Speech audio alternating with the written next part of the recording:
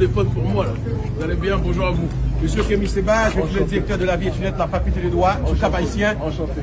Bienvenue chez nous sur la terre de la liberté et c'est pourquoi la faculté de droit a tenu à vous accueillir en dernier des pharaons puisque vous êtes un bâtisseur d'âme.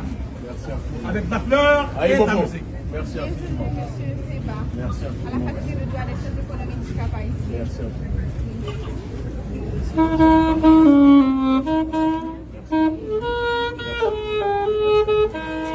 Merci à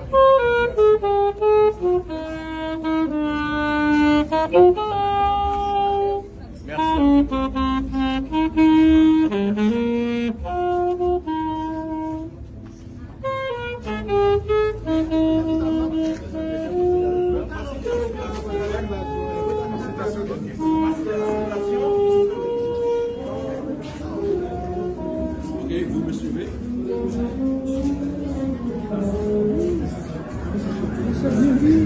Équipe d'accueil, portez de moi.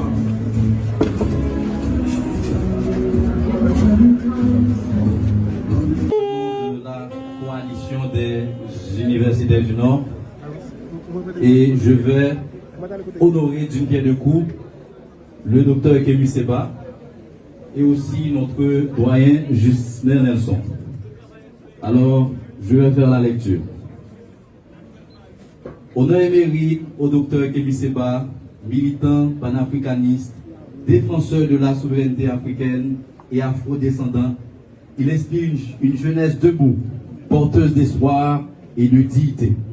De l'Afrique à Haïti, la mémoire et la résistance s'unissent. C'est ce Kémy Seba.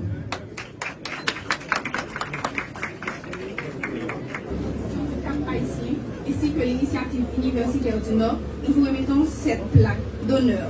Plaque d'honneur décernée à M. Kémy Seba en témoignage de notre reconnaissance envers sa vision de l'unification d'Afrique et sa diaspora.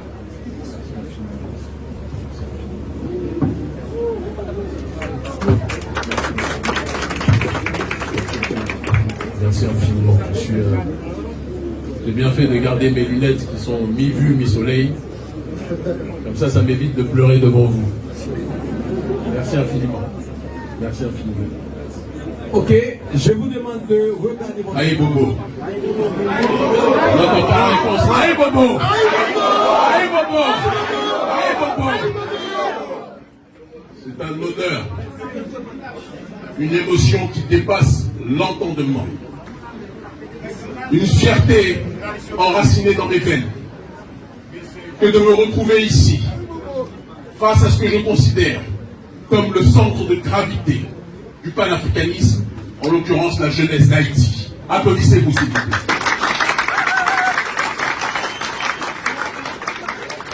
Trop de gens oublient dans ce monde, et trop de Noirs oublient dans ce monde, que le monde noir et que le panafricanisme, courant révolutionnaire de notre peuple, n'aurait pu exister s'il n'y avait pas eu un peuple qui avait engendré, à travers le processus de l'unité, de différents esclaves rebelles, hommes et femmes, de différentes ethnies, de différentes compréhensions sur le terrain de la métaphysique, et qui ont décidé de transcender leurs différences, de verser leur sang et de faire vœu de transcendance pour défendre leur population. Ces gens-là, ce sont ceux qui ont fait la cérémonie du bois caïman. Et cette cérémonie de libération n'est pas une cérémonie que pour Haïti, c'est une cérémonie pour le peuple noir dans sa globalité.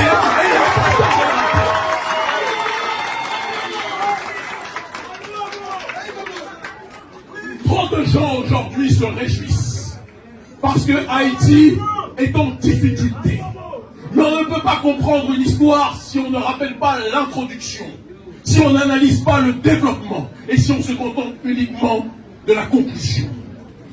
La conclusion actuelle, qui n'est en réalité pas la fin de l'histoire, est que Haïti est déstabilisé. Haïti est socialement et économiquement bousculé.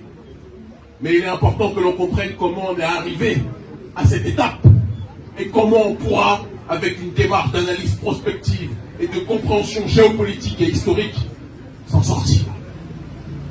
Il est important que je vous dise, avant de rentrer dans le vif du sujet, que je suis venu avec ma délégation depuis l'Éthiopie.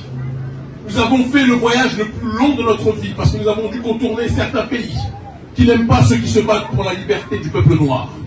Nous avons dû contourner le Canada, les États-Unis, arriver à Cuba, faire le tour du monde d'Éthiopie jusqu'à ici pour venir vous voir.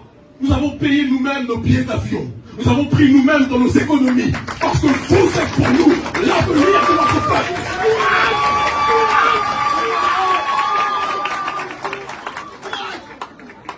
Certains disent, Kémy et ton équipe, s'il te plaît, viens aider Haïti. Il est important que je précise que c'est vous qui nous revitalisez.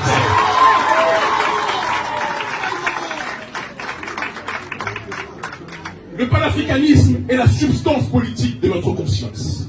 Et nous ne pouvons pas mener le combat et la révolution que nous menons aujourd'hui dans le monde noir sans être connectés à la matrice qui nous a permis de nous constituer. Dans les premières heures de mon combat, s'il vous plaît, les frères, est-ce que les frères ne peuvent pas rentrer? C'est difficile de les faire rentrer?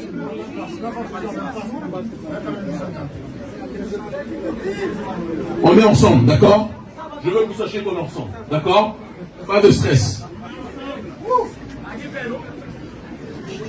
Ce panafricanisme s'est bâti dans notre conscience en étudiant la révolution de Tessali. La révolution de tous ceux qui ont constitué le bois, la cérémonie du bois caïman. La révolution d'hommes et de femmes qui ont décidé d'orienter leur destin vers la voie de l'élévation. Il n'y aurait pas de Kémy Séba s'il n'y avait pas eu ceux qui s'étaient levés pour libérer ce pays. Aujourd'hui, le monde entier et beaucoup de Noirs, lorsqu'on leur demande de prendre leur indépendance, disent qu'ils ne veulent pas finir comme Haïti. Mais c'est de l'ignorance, de l'imbécilité que de réagir ainsi. Haïti paye le prix de sa défiance vis-à-vis de l'impérialisme. Et aujourd'hui, certains pays se présentent comme les meilleurs amis d'Haïti, alors qu'ils sont là pour maintenir Haïti sous assistance respiratoire. Est-ce que chacun voit de qui je parle? Est-ce que chacun voit de qui je parle?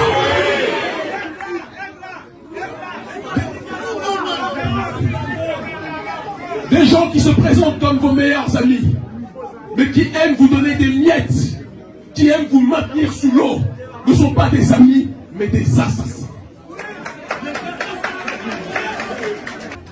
Et si la France ne veut pas reconnaître sa dette, le gouvernement français, tout comme l'élite occidentale de manière générale, sera tôt ou tard forcé à reconnaître ses responsabilités face à un peuple qui a été plus que jamais broyé.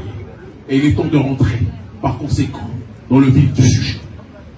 Je précise pour rassurer certaines entités, parce que je sais qu'il y a une majorité d'amis, mais je sais qu'il y a sans doute aussi des gens qui sont en relation avec certaines ambassades ou officines occidentales.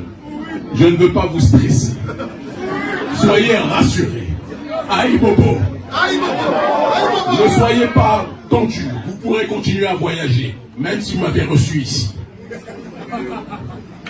Mais il est important en tant que noir rebelle, en tant que nègre rebelle, que chacun prenne ses responsabilités et que l'on emploie un discours de vérité. Haïti est dans la situation dans laquelle elle est aujourd'hui parce que depuis sa défiance contre le système colonial, contre le système impérial, l'Occident s'est juré de maintenir ce pays sous assistance respiratoire parce qu'il savait que si ce pays se lève, ça va être une boussole pour le reste du monde noir. Est-ce que chacun comprend ce que je suis en train de dire? Est-ce que ça rentre dans le cœur de chacun, dans l'esprit de chacun? Ils ont envoyé une multitude d'ONG, une multitude de structures visant soi-disant à vous aider. Mais derrière la prétendue aide, on dit toujours que l'aide qui ne vous aide pas à vous libérer n'est pas une aide, mais une prison. Et nous remercions le bandit de Donald Trump d'avoir fermé USAID. Parce que eux pensent qu'en faisant cela, ils laissent les nègres en difficulté.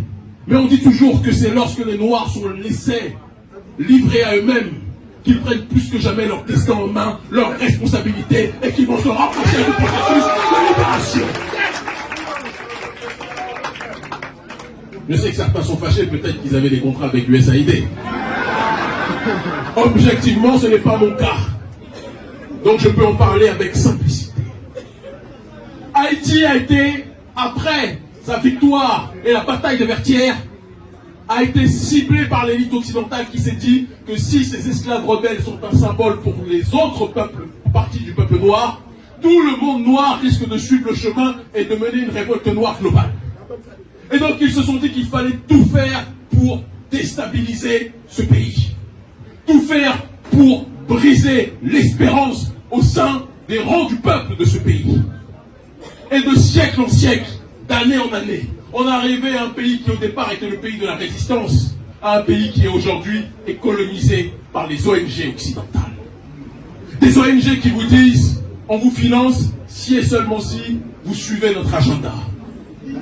Des ONG qui vous disent, on est avec vous si et seulement si vous quittez votre culture, votre spiritualité, et vous suivez le chemin que nous vous imposons. Les ONG sont le bras armé droit du système colonial. L'autre bras armé, ce sont les mafias qui livrent les armes, qui livrent les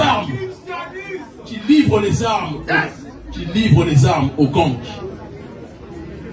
Je ne savais pas qu'Haïti produisait des armes. Pourtant, Haïti est l'un des pays les plus armés de la planète. Qui est-ce qui livre les armes? Quels sont ceux qui livrent les armes? Ceux qui se présentent devant vous comme des amis, alors qu'ils ne veulent qu'une seule chose, que vous puissiez vous entretuer. Et je profite de votre présence massive. Je suis bouleversé du nombre que vous êtes ici dans la salle en bas qui nous écoutent en même temps. Je profite de votre présence massive pour dire aux gangs, à Port-au-Prince et ailleurs, que vos ennemis, membres des gangs, ce n'est pas le peuple haïtien. Vos ennemis, ce sont ceux qui vous ont donné les armes pour que vous vous entretuiez.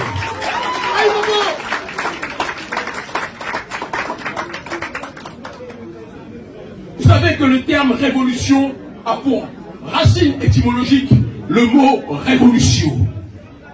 Le cycle complet pour revenir au commencement. Avant la construction des grandes civilisations et des grands empires, un peu partout dans le monde, il y a toujours des batailles de tribus, des batailles de familles, des guerres, jusqu'à un moment où différentes tribus et différentes familles réalisent qu'au-delà de leur guerre horizontale, elles ont un ennemi supérieur. Un ennemi qui est au-dessus d'eux et qui tire les ficelles pour maintenir le processus de la division. Aux membres des gangs, je vous le dis et je vous l'implore avec l'amour d'un frère africain qui aime Haïti en perdre la raison. Rappelez-vous que vos ennemis ne sont pas le peuple haïtien. Vos ennemis sont ceux qui vous financent pour vous entretuer. Et le jour où les gangs réaliseront que si ils cessent de tourner leurs armes contre le peuple, mais qu'ils s'allient, qu'ils se mélangent au peuple, qu'ils demandent pardon au peuple pour les crimes qui ont été commis dans un cadre de manipulation, nous le savons, et que le peuple et les gangs se réunissent contre la puissance coloniale, Haïti fera à l'échelle mondiale ce que le Sahel est en train de faire au niveau africain.